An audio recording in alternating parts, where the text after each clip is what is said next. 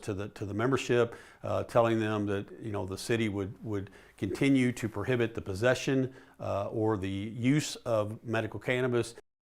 Well, we are seeing conflicts arise from the differences in medical marijuana policy from the federal level down to here in Louisville. The Louisville Firefighters Union is now suing Metro government to allow their firefighters who qualify for medical cannabis to use it without being penalized.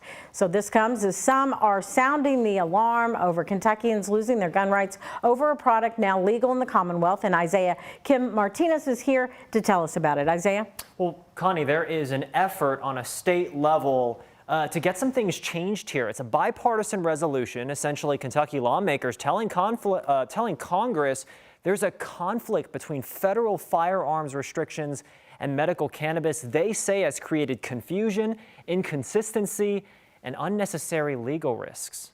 Just weeks into 2025, Kentuckians are grappling with what it means to have a legal medical marijuana program statewide for a product that's still illegal on a federal level. So we're going to see this go on up to the Supreme Court if it's not dealt with, legislatively. Lawmakers in Frankfort are calling on Congress to amend federal law to allow those who qualify to use cannabis for medical reasons to still be able to purchase and own a gun. Isaiah Kim Martinez. I asked Governor Andy Beshear during his Team Kentucky update if he supports this effort. I mean, what we need to change is the overall marijuana policy by the federal government. I also got on the phone with Republican Senator Rand Paul of Kentucky. So it is an inconsistency, and I think it needs to be figured out.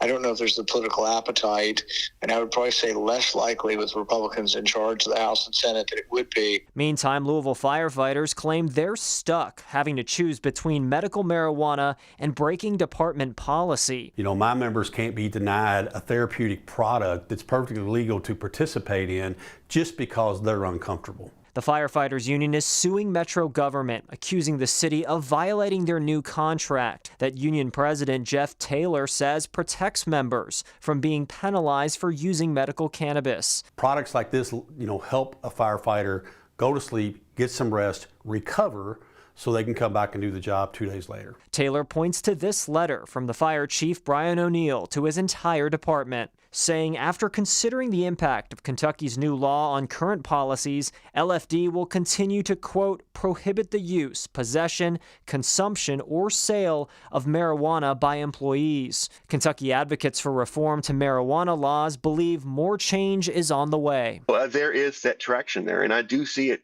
starting to become something much more normalized, and the change is happening. Now back to the Firefighters Union. They are hoping that the judge will put this department policy on hold until they get to a hearing. Meanwhile, I reached out to the county attorney's office. They represent the city in this case.